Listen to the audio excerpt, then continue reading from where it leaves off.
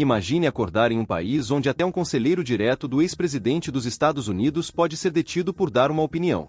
Parece exagero? Pois foi exatamente isso que aconteceu com Jason Miller em solo brasileiro.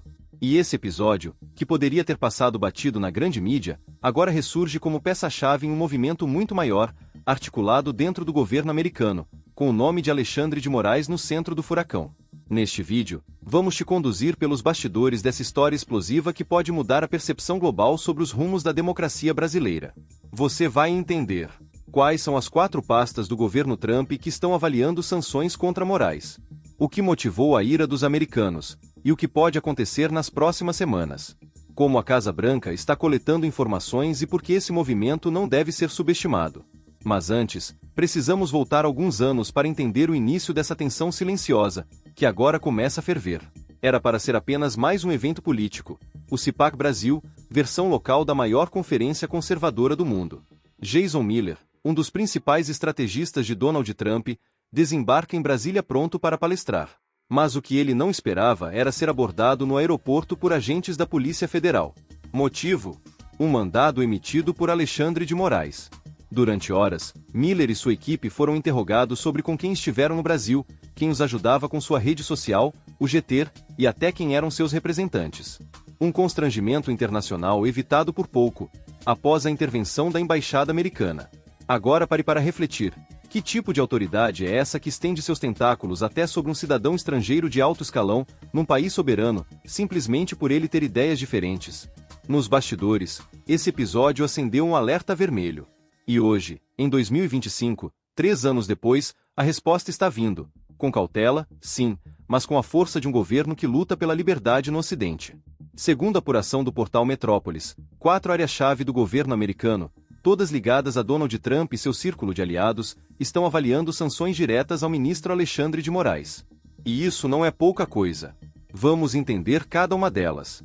Liderado por Marco Rubio, o Departamento de Estado, equivalente ao nosso Ministério das Relações Exteriores, é responsável por avaliar o impacto diplomático de qualquer sanção. Rubio não é um nome qualquer.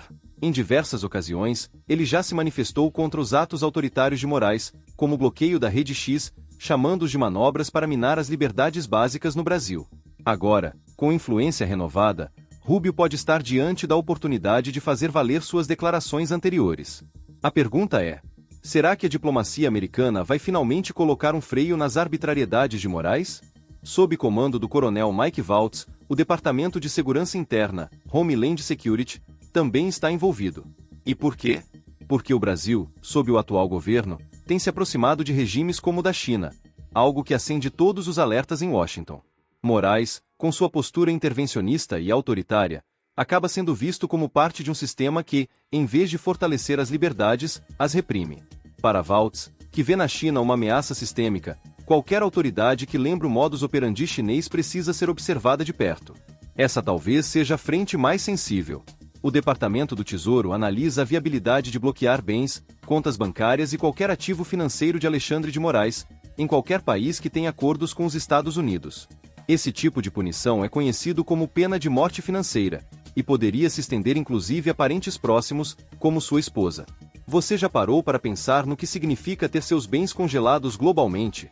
É o tipo de sanção que os Estados Unidos costumam aplicar a ditadores, oligarcas russos e líderes de regimes totalitários. Por fim, entra em cena o White House Counsel, o Conselho Jurídico da Presidência. É ele quem vai dar o parecer legal final antes que o dossiê chegue às mãos de Donald Trump. Só depois de todas essas áreas emitirem seus relatórios, sejam eles favoráveis ou contrários às sanções, é que a decisão final será tomada pelo presidente americano. Mas aqui entra uma peça extra no tabuleiro. Jason Miller não foi o único atingido pelas ações de Moraes.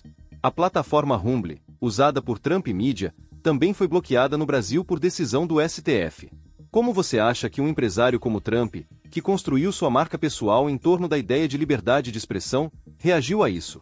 Ainda mais quando essa plataforma é parte do seu império digital e da sua estratégia política? Você acha que Trump vai esquecer que Moraes prejudicou os negócios dele? E mais, o que acontece se Trump decidir pedir conselhos a Elon Musk, outro bilionário que vem criticando abertamente Moraes? A resposta parece cada vez mais óbvia. Se ainda havia dúvidas sobre a seriedade do caso, elas foram dissipadas nas últimas semanas. Integrantes da Casa Branca entraram em contato com dois brasileiros muito próximos da política americana: o deputado licenciado Eduardo Bolsonaro e o jornalista Paulo Figueiredo. O objetivo? Coletar informações diretas sobre as ações e os abusos de Alexandre de Moraes. Esse movimento mostra que o governo americano está montando um dossiê completo, e, se confirmado, o impacto para o Brasil pode ser devastador no campo diplomático. Se os relatórios forem positivos e os pareceres favoráveis, a sanção a Moraes será apenas uma assinatura distante. E nesse momento, o Brasil verá um ministro do seu Supremo sendo sancionado por uma potência estrangeira. Você consegue imaginar as repercussões internacionais disso? Estamos diante de uma encruzilhada histórica. Um ministro do STF brasileiro está sendo investigado por abusos judiciais não por suas vítimas internas, mas por uma potência estrangeira que diz defender a liberdade de expressão e os direitos civis. E isso levanta uma pergunta incômoda: por que os brasileiros precisaram esperar os americanos tomarem uma atitude para que algo fosse feito? Se um conselheiro de Trump pode ser interrogado ilegalmente, se uma plataforma digital pode ser bloqueada por decisão unilateral, se a liberdade de imprensa e de opinião está sendo cerceada, então quem está mesmo ameaçando a democracia?